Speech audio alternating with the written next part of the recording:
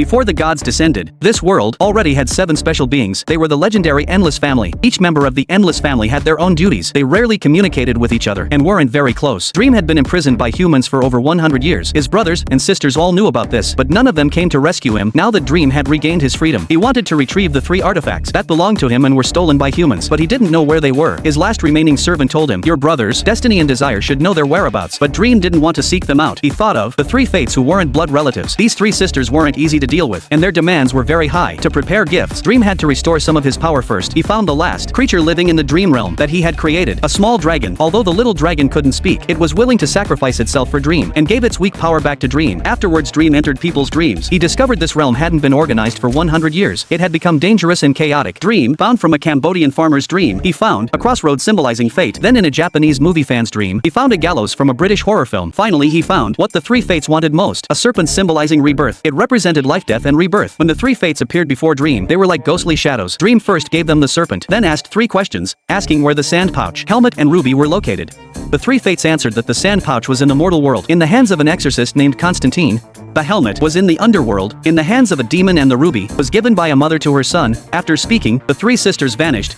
Although the answers weren't complete, at least he had clues. Dream returned to the mortal world. Following the guidance, he found Constantine. This was a powerful exorcist who had personally sent countless demons back to the underworld. At this moment, Constantine was performing an exorcism in a church. Before him was a rebellious British princess who was said to be possessed by a demon, wanting to secretly marry a troublesome football player. Constantine disguised himself as a priest, appearing to officiate the princess' wedding, but actually performing an exorcism ritual. He began chanting incantations. Unexpectedly, the football player suddenly began violently retching. A hand emerged from his mouth, then tore through his body. What stood up was a demon from the underworld. Constantine was already prepared to fight the demon. However, Dream directly called out the demon's name and revealed its identity.